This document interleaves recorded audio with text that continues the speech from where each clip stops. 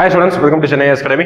இப்போ UPSC AIM IAS அடிப்படையில் வந்து நம்ம வந்து இன்னைக்கு நம்ம வீடியோவில் பார்க்க போகிறது சிலபஸ் டீகோடிங். என்ன சார் சிலபஸ் டீகோடிங் அப்படி பார்த்தீங்கன்னா ப்ரிலிம்ஸ் பொறுத்த வரைக்கும் சிலபஸ் வந்து நமக்கு வந்து டேரெக்டாக கொடுத்துருக்க மாட்டாங்க. மெயின்ஸ்க்கு சிலபஸ் டேரெக்டாக கொடுத்துருப்பாங்க. ஆனால் ப்ரிலிம்ஸுக்கு UPSC exam civil service exam பொறுத்த வரைக்கும் டேரெக்டாக கொடுத்துருக்க மாட்டாங்க. History, polity, economics, current events, art and culture இந்த மாதிரி தான் வேர்ட்ஸ் கொடுத்துருப்பாங்க. அப்போ அதில் இருக்கக்கூடிய வேர்ட்ஸை நம்ம டீகோட் பண்ணணும். டீகோட் பண்ணோம்னா அந்த சிலபஸை நிறைய துண்டுகளாக உடைச்சி அதற்குரிய சிலபஸ் நம்ம புரிஞ்சுக்கிட்டு என்ன டாபிக்ஸ் எல்லாம் படிக்கணும் அப்படிங்கிற விஷயமாக நம்ம இன்னைக்கு வந்து ரெண்டு டாபிக், அதாவது ஏன்ஷியன்ட் இந்தியா அண்ட் மிடிவல் இந்தியாவுக்கு நம்ம என்ன பார்க்குறோம் அப்படின்னு பார்த்தீங்கன்னா நம்ம சிலபஸ் டீகோடிங் பார்க்குறோம். ஓகேங்களா? நம்ம அகாடமியில் பார்த்தீங்கன்னா எய்ம் யூபிஎஸ்சி எய்ம் ஐஏஎஸ் அப்படிங்கிற அடிப்படையில் ஜூன் 3 இருந்து ஓகேங்களா வந்து லாஸ்ட் பேட்ச் வந்து முடிஞ்சுட்டு, ஏன்னா அவங்களுக்கு வந்து May 28 வந்து எக்ஸாம் யூபிஎஸ்சி எக்ஸாம் இருக்குது. நம்ம வந்து அடுத்த பேட்சாக நம்ம ஜூன் 3 இருந்து நம்ம அகாடமியில் அடுத்த பேட்ச் ஸ்டார்ட் பண்றோம். ரெகுலர் அண்ட் வீக்கெண்ட் பேட்ச் ரெண்டுமே இருக்குது. கேட்குற கான்டாக்ட் நம்பருக்கும் டிஸ்கிரிப்ஷன் கான்டாக்ட் நம்பருக்கு கால் பண்ணிட்டு கேட்டுக்கலாம். வேலூர் தினகரன் ஸ்டாப்பிங் அம்மாவனத்துக்கு ஆப்போசிட்ல இருக்கு. ஓகேங்களா? ஃபர்ஸ்ட் பார்த்தீங்கன்னா ஏன்ஷியன்ட் ஹிஸ்டரியை பொறுத்த வரைக்கும் நம்ம மூணா பிரிப்பாங்க. ஓகேங்களா? ஹிஸ்டரியை பொறுத்த வரைக்கும் நம்ம வந்து மொத்த பாட்டை ஒரு 3 and 4 கூட பிரிச்சுக்கலாம். ஒன்று வந்து பார்த்தீங்கன்னா ஏன்ஷியன்ட் இந்தியா சொல்லலாம், இன்னொன்று மிடிவியல் இந்தியா அப்படின்னு சொல்றாங்க, அடுத்து மாடர்ன் இந்தியா அப்படின்னு சொல்றாங்க, அடுத்து நம்ம பார்க்க போகிற இன்னொரு type of history world history சொல்லுவோம். வேர்ல்டு ஹிஸ்டரியை பொறுத்த வரைக்கும் இது மெயின் சிலபஸ் தான். இதெல்லாம் ஓரளவுக்கு நம்ம தெரிஞ்சு வச்சுக்கணும். அப்போ மெயின் பார்க்க வேண்டியது நம்ம ஏன்ஷியன்ட், மிடிவல், மாடர்ன் ஹிஸ்டரி பார்க்குறோம். அப்போ என்ன சார் ஏன்ஷியன்ட் அப்படின்னு பார்த்தீங்கன்னா ஒரு செகண்ட் டைம் பீரியட் இருந்து ஒரு செகண்ட் டைம் பீரியட் வரைக்கும் இருக்கக்கூடிய பகுதி பாட்டை வந்து நம்ம ஏன்ஷியன்ட் பார்க்குறோம். எப்போ இந்தியாவுக்குள்ள வந்து பாத்தீங்கன்னா அதர்ஸ், அதாவது மத்த கண்ட்ரியோட இன்வேஷன் இருக்குதோ அதை நம்ம மிடிவல் இந்தியன் பார்க்கிறோம். யூரோப்பியன் இன்வேஷன் எப்போ வருதோ அதை நம்ம வந்து மாடர்ன் இந்தியாவை நம்ம பார்க்கிறோம். ஓகேங்களா? ஃபர்ஸ்ட் நம்ம பார்க்க போறது ஏன்ஷியன்ட் இந்தியா பார்க்கிறோம். இப்போ ஏன்ஷியன்ட் இந்தியா சிலபஸ் டீகோடிங்கை பொறுத்த வரைக்கும் ஒரு 8-6 டாபிக்கை நம்ம பிரிச்சுக்கிறோம். ஃபர்ஸ்ட் ஏன்ஷியன்ட் பழைய காலம். ஓகே, தமிழ் என்ன சொல்றோம்னா பழங்காலம் அப்படின்னு நம்ம சொல்றோம். அப்போ அதன் அடிப்படையில் ஃபர்ஸ்ட் டாபிக்கை நம்ம என்ன பார்க்கிறோம்? ஸ்டோன் ஏஜ், அதாவது கற்காலம் அப்படின்னு சொல்லுவோம். அதாவது நம்மளுடைய இந்தியாவில் மனுஷன் எப்படி உருவானா, மனுஷன் எப்படி வாழ ஆரம்பிச்சான், அதுதான் முக்கியம். அப்போ மனுஷன் ஆதி கால மனிதன் எப்படி இருப்பான்? அவன் வந்து ஆடை அணிவது கிடையாது. பின்னாட்டம் ரொம்ப நாள் கழிச்சு தான் வந்து என்ன செய்ய ஆரம்பிச்சானா ஆடைகள்லாம் அணிய ஆரம்பிச்சான். அதுக்கப்புறம் கொஞ்ச நாள் கழிச்சு பார்த்தீங்கன்னா கல்லால ஆன ஆயுதங்களை மட்டும்தான் பயன்படுத்துறான். ஓகே, இரும்பு கிடையாது, உலோகத்துல வந்து காப்பர் கிடையாது, எந்த ஒரு உலோகம் தெரியாது. அவனுக்கு தெரிஞ்ச ஒரே ஆயுதம் கல் மட்டும்தான். கல் அவனுக்கு தேவையான வடிவங்கள்ல ஷார்ப் பண்ணிக்குவோம். அப்ப கல்லால ஆன ஆயுதங்கள்ல அதனாலதான் இந்த பாட்டை நம்ம என்ன சொல்றோம்னா ஸ்டோன் ஏஜ் அப்படின்னு நம்ம சொல்றோம். இது வந்து நிறைய டைப் ஆஃப் இதோடைய பீரியட் ஆஃப் கிளாசிபிகேஷன்ல நிறைய வரும். ஃபார் எக்ஸாம்பிள் வந்து பேலியோலித்திக் ஏஜ் அப்படின்னு சொல்லுவோம். அடுத்து பாத்தீங்கன்னா நியோலித்திக், அடுத்து வந்து பாத்தீங்கன்னா மீசோலித்திக் ஏஜ் வரும். அடுத்து பாத்தீங்கன்னா நியோலித்திக் ஏஜ் அப்படின்னு சொல்லிட்டு நம்ம ஸ்டோன் ஏஜையே ஒரு 3 கேட்டகரி, அது பேஸ்ட் ஆன் இயர் வச்சு மாறுபடும். ஒவ்வொரு பீரியட்லயும் ஹியூமனுடைய எவாலுவேஷன், ஹியூமன் வந்து எப்படி வாழ ஆரம்பிச்சா, அவன் வந்து அன்சிவிலைஸ்டா இருந்து சிவிலைஸ்டா எப்படி மாற ஆரம்பிச்சான், இது பேர் தான் வந்து நாம வந்து ஸ்டோன் ஏஜ் அப்படிங்கிற டாபிக் நம்ம படிக்கிறோம். ரொம்ப டீடைலா படிக்கிறோம். ஓகே, அடுத்து பார்த்தீங்கன்னா Indus valley civilisation. This is the most important topic. Okay, ஏன் அப்படி பார்த்தீங்கன்னா இதுதான் இந்தியாவுடைய முதுகெலும்புன்னு சொல்லுவாங்க. அதாவது இந்தியாவுடைய சிவிலைசேஷன்ல backbone of Indian civilisation அப்படின்னு சொல்லக்கூடியது இந்த இண்டஸ் வேலி சிவிலைசேஷன். ஏன் அப்படின்னா இந்தியாவில் மனுஷன் ரொம்ப சிவிலைஸ்டா வாழ ஆரம்பிச்சது எந்த பீரியட்? இந்த பீரியட் தான். ஓகே, எத்தனை வருஷம் முன்னாடி சார்? கிட்டத்தட்ட 5000 வருஷத்துக்கு முன்னாடி கிட்டத்தட்ட. அதாவது நம்ம பிசிஇ சொல்றோம், பிஃபோர் காமன் எரா, அப்படின்னா பிசி பிஃபோர் கிறிஸ்ட் சொல்றோம்ல, ரெண்டு ஒரே சேம் மீனிங் தான். கிட்டத்தட்ட ஒரு 3300 இருந்து ஒரு 1900 வரைக்கும் நம்ம சொல்லலாம். ஓகே, இதுதான் நம்ம என்ன சொல்றோம் அப்படி பார்த்தீங்கன்னா இண்டஸ் வேலி சிவிலைசேஷன். அடுத்த டாபிக் என்ன அப்படின்னா ஏர்லி வேதிக், அதாவது இதோட எண்டிங் பீரியட். ஓகே, இதோட எண்டிங் பீரியட் தான் இதோட ஸ்டார்டிங் பீரியட், ஏர்லி வேதிக் அப்படி சொல்லுவாங்க. ஓகேங்களா? அப்ப இவங்க இருந்த பீரியட் டைம்ல ஆரியன்ஸ் அப்படி சொல்லக்கூடிய ஒரு ஹியூமன்ஸ் வந்து இங்க வந்து இன்வைட், ஓகே, இண்டஸ் வேலி பகுதியில வந்து இன்வேஷன் பண்றாங்க, படையெடுத்து வராங்க. அவங்களோட ஹிஸ்டரியோட தொடக்கம் தான் நம்ம ஏர்லி வேதிக், இன்னொன்று லேட்டர் வேதிக் சொல்றோம்.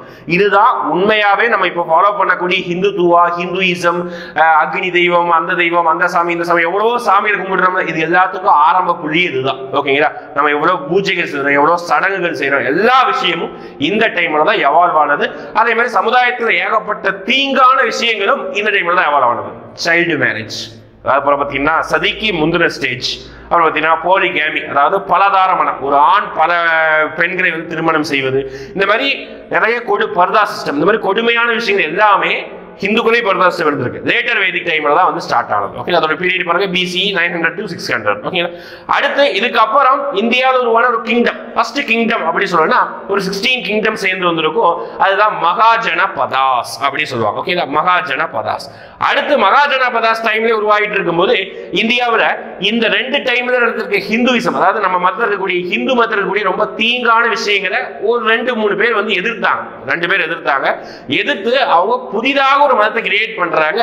அதுதான் ஜைனிசம், இன்னொன்னு புத்திசம் சொல்றாங்க. அதாவது புத்த மதம், சமண மதம் அப்படி சொல்லிட்டு 2 வகையை நம்ம பிரிக்கிறோம். அடுத்து பாருங்க, மௌரியன் எம்பையர் அப்படி சொல்றோம். அதாவது இந்தியால உருவான ஃபர்ஸ்ட் எம்பையர், அப்படி முதல் பேரரசு அப்படின்னா மௌரியன் எம்பையர் தான் சொல்லுவாங்க. சரிங்களா?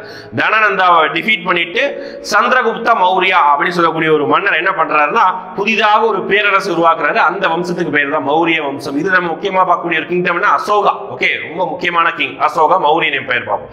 அடுத்து பார்த்தீங்கன்னா போஸ்ட் மௌரியன் எம்பையர். ஓகே, ஒரு பேரரசு இருந்ததுக்கு அப்புறம் சின்னதா ஒரு கேப் வரும். எப்பவுமே இது ஒரு இயல்பு. ஒரு பெரிய ஒரு சாம்ராஜ்யம் இந்தியாவை ரூல் பண்ணா அதுல ஒரு 200-300 வருஷம் ஒரு கேப் வரும். அதே மாதிரி இங்க என்ன ஆச்சுன்னா மௌரியன் பீரியடுக்கு அப்புறம் ஒரு சின்ன கேப். அந்த டைம்ல போஸ்ட் மௌரியன் பீரியட் சொல்லிட்டு நம்ம அந்த டைம்ல யார் ரூல் பண்ணா இந்தியா என்ன டைம்ல இருந்து யாரெல்லாம் சண்டை போட்டாங்கன்னு பாக்குறோம். அதுக்கு அடுத்து மெகாலித்திக் அண்ட் சங்கம் ஏஜ். இது என்னன்னா சவுத் இந்தியா. ஓகே, சவுத் இந்தியாவை பத்தி மெயினா தமிழகம் நம்ம ஊரை பத்தி படிக்கிறோம். சங்கம் ஏஜ்னா தமிழ்நாட்டை பத்தியும், மெகாலித்திக்னா பெருங்கற்காலம் அப்படின்னு சொல்றோம். இந்த 2 ஏஜ் ஒரே சேம் ஏஜ் தான். இந்த 2 ஏஜ்ல தமிழ்நாடு எப்படி இருந்தது அதை பத்தி பார்க்கறோம். தமிழ்நாடு ஹிஸ்டரி. ஓகே, அடுத்து ஆக்சுவலா போஸ்ட் மௌரியனுக்கு அப்புறம் நார்த் இந்தியாவை யார் ரூல் பண்ணிருப்பாங்க அப்படி பாத்தீங்கன்னா குப்தன் ஏஜ் அப்படி சொல்லுவாங்க. அதாவது குப்தர்கள் ரூல் பண்ணிருப்பாங்க. ஓகே, சந்திரகுப்தா, சமுத்திரகுப்தா, சந்திரகுப்தா 2 அப்படி சொல்லி நிறைய மன்னர்கள் வருவாங்க. அதுதான் குப்தா ஏஜ் அப்படின்னு நம்ம சொல்றோம். அடுத்து போஸ்ட் குப்தாஸ் அப்படியே குப்தர்கள் மன்னர்கள் ரூல் பண்ணதுக்கு அப்புறம் யார் ரூல் பண்றா அப்படின்னா போஸ்ட் குப்தாஸ் பீரியட். அடுத்து பாருங்க, அடுத்து தமிழ்நாட்டோட அதாவது சவுத் இந்தியாவுடைய லாஸ்ட் ஒரு கிங்டமா ஏஜ்ல பார்க்கக்கூடியது பல்லவாஸ், சாளுக்கியாஸ் பார்க்கிறோம். ஓகேங்களா? இது காஞ்சிபுரத்தை மையமா வச்சு சாளுக்கியாஸ் ஆந்திரா தெலுங்கானா பகுதியில் மையமா வச்சு சாளுக்கியாஸ் வந்து ரூல் பண்ணிருப்பாங்க. ஓகேங்களா? இதுதான் ஆக்சுவலா பார்த்தீங்கன்னா ஏன்ஷியன்ட் உடைய சிலபஸ் டீகோடிங். அடுத்து இது இந்த டாபிக் எல்லாம் நீங்க படிக்கணும். ஓகே, NCERT இருக்கும், இந்த சப்ஜெக்ட் வைஸ் ஆத்தர் புக்ஸ்ல இருக்கும். அடுத்த வீடியோ நம்ம புக் லிஸ்ட் நம்ம ரிலீஸ் பண்ணுவோம். சரிங்களா? அடுத்து பாருங்க, மிடிவியல் இந்தியா அப்படின்னு நம்ம சொல்றோம். ஓகே, மிடிவியல் இந்தியா எப்போ ஸ்டார்ட் ஆகுது? எப்போ வெளிநாட்டு மன்னர்கள், அதுவும் முஸ்லீம் மன்னர்கள் இந்தியாவின் மீது படையெடுத்து வராங்களோ அப்பதான் நம்ம என்ன சொல்றோம், மிடிவியல் இந்தியா, இடைக்கால இந்தியா ஸ்டார்ட் ஆகுது. அப்ப இடைக்கால இந்தியா எப்படி ஆனது? இந்தியாவுடைய கல்ச்சர் இப்படி இருந்த கல்ச்சர் இப்படி ஆயிரும். அதாவது எப்படி இருந்தனா இப்படி ஆயிட்டு சொல்றாங்க. அதே மாதிரி நம்மளோட கல்ச்சர் வேற மாதிரி இருந்திருக்கும். இதுக்கப்புறம் இந்தியாவோட கல்ச்சர் கொஞ்சம் வேற மாதிரி மாறும். எல்லாமே கிடையாது, கொஞ்சம் வேற மாதிரி மாறும். ஆர்கிடெக்சர், ரிலிஜன் எல்லாமே மாறிடும். அதுதான் இந்த medieval India. Okay, medieval India நம்ம பார்க்கக்கூடியது சவுத் இந்தியா கிங்டம். தமிழ்நாட்டை பொறுத்த வரைக்கும் மிடிவல் இந்தியாவில் ரொம்ப பெரிய தாக்கம் இருக்காது. யார் ரூல் பண்ணிருப்பாங்கன்னா லேட்டர் சோழா சொல்லுவாங்க. சங்கம் ஏஜ்ல பார்த்திருப்போம். மூவேந்தர்கள் ரூல் பண்ண, சேர சோழ பாண்டியர்கள் ரூல் பண்ணிருப்பாங்க. அவங்களே மீண்டும் ஃபார் எக்ஸாம்பிள் பொன்னியின் செல்வன் படம் பார்த்தீங்கல்ல, அவங்க லேட்டர் சோழாஸ் அப்படி சொல்ல, பிற்கால சோழர்கள். அவங்கள பத்தி படிக்கக்கூடியதான் பார்த்தீங்கன்னா இந்த சோழ எம்பையர் 9th இருந்து 12th செஞ்சுரி வரைக்கும்.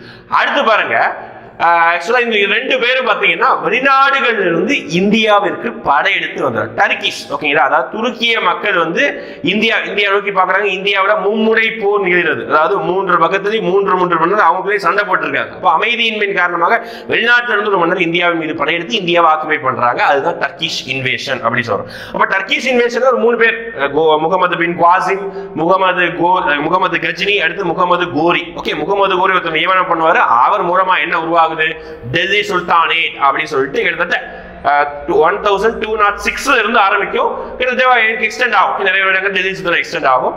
டெல்லி சுல்தானுக்கு அப்புறம் டெல்லி சுல்தான் டைம்ல இருந்து உடஞ்சி பிரிஞ்சு வந்ததுதான். ஓகே, இந்த இயர் இதை ஆக்சுவலா 1206 இருந்து 1526 வரைக்கும் டெல்லி சுல்தான் இருக்கும். ஒரு 5 டைனஸ்டி இருக்கும். ஓகேங்களா?